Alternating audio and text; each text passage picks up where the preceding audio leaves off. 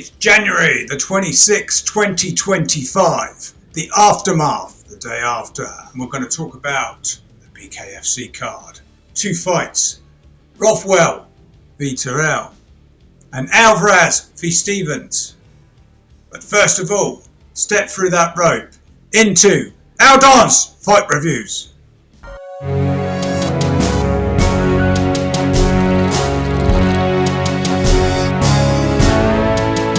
Rothwell v Terrill. I know more about Terrill. He's from the northeast, from the UK here, and he's, you could say, a nice man, a very nice man outside of the ring. Inside of the ring, an animal, but also very technical as well. See what you think. I've obeyed copyright laws and I've just shown bits and bobs with no sound and no commentary. See what you think.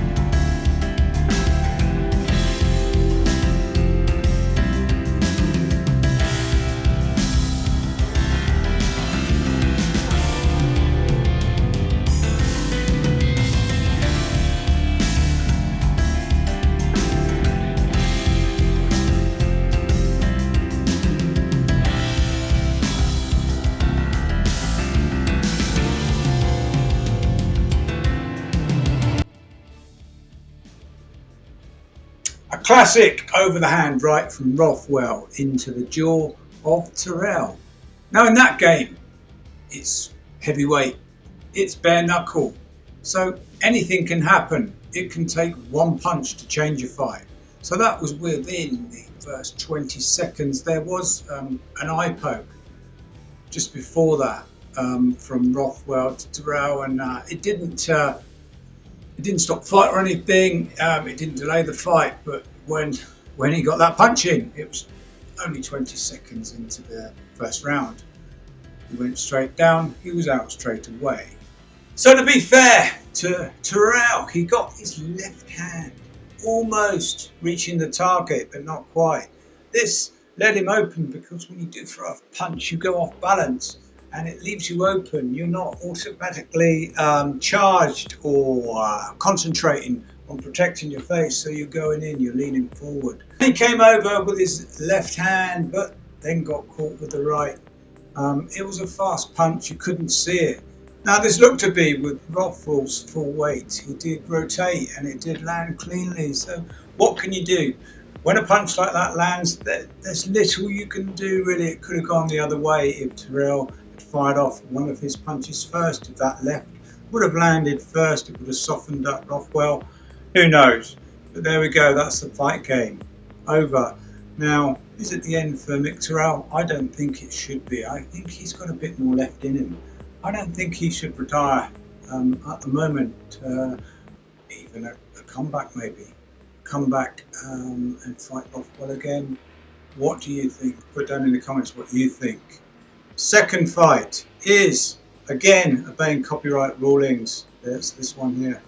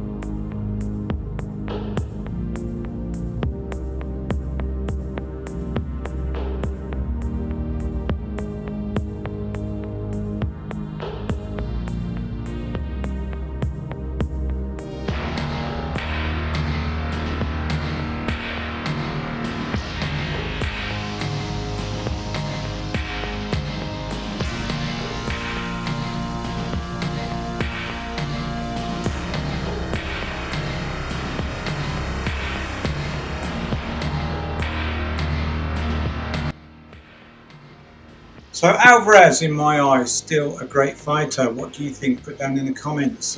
Great MMA fighter, great bare knuckle fighter. He is technical, but this time it was too much. So Stevens came for a fight and he got it. I'd say he was the underdog and he came to the hometown of Alvarez. But yeah, okay. So Alvarez, bobbing and weaving as always. He did get some of his left hooks in and they met the target, but they didn't really affect Stevens. Maybe a tiny bit of a wobble, but a tiny bit of a wobble. Remember, these are bare knuckle punches and they're hard and they hurt, and Alvarez does hit hard. But he kept getting caught by Stevens' right hand. Some technical experts would have said yes, he could have defended against that right hand, especially as he kept getting poked by that right, and he went down previously as well. He didn't get off the stool when the bell sounded for the end of the third round. He looked to have a bloodshot eye. If you can't see out of an eye, okay, you can still carry on, but it's dangerous. And if I was the doctor, I would have stopped that, as well as being in the corner. You can be courageous, but you don't really want to lose the sight of an eye. It can be over in that game. I think the BKCF is more generous on fighters fighting on with injuries, but other organisations wouldn't allow it. They wouldn't give you a license if you did have a permanently damaged eye. I don't know whether Alvarez is going to fight on anymore. I kind of see it. He's had a few kind of, can we call them comeback fights? But yeah, up to him really. He's still got something left in him, but I would say probably worth looking at something else, maybe retirement on the cards, possibly, but that's his business. Now Stevens, different kettle of fish. Moving ahead now, and there are a few fights that he can take now, but it would be interesting to see whether Conor will front up. He fronted up in the ring against him, went face to face, a face off with Stevens. Stevens says, yeah, bring it on. I mean, Conor was adamant that he wanted to fight Stevens. What do you think? I don't know. I possibly think that Stevens could be too much for Conor now. I'm thinking possibly wear and tear does get you.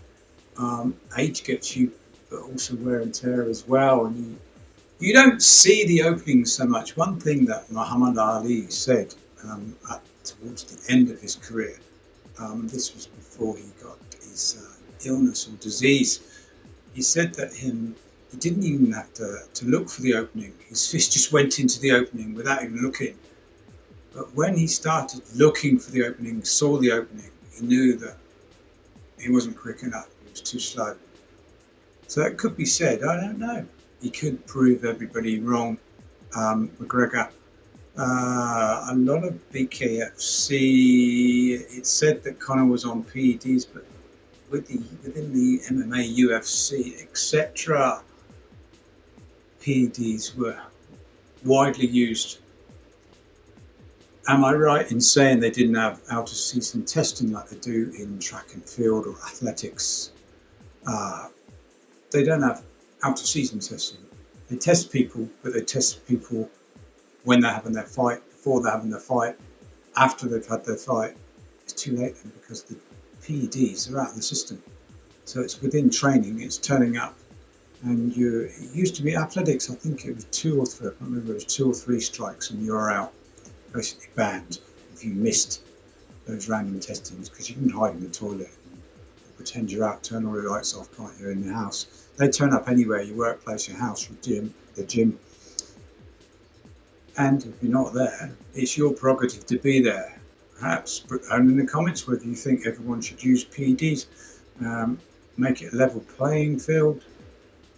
Or do you think that it's not so much natural, so it's not like going to altitude when you're an athlete? That's a low oxygen level. And then when you ultimately go down to sea level again, your blood is more oxygenated. That's kind of doing it naturally, doing something naturally. You're going there yourself. You're not taking anything. But in the drug world, you're actually taking something within to your body, which might harm you in the long term later on. And it's more the drugs doing that work than you. You still have to work hard. Yeah, you still have to work hard. But an untrained person and a PED person is up there and you're down there. So I don't know. Well, I do know.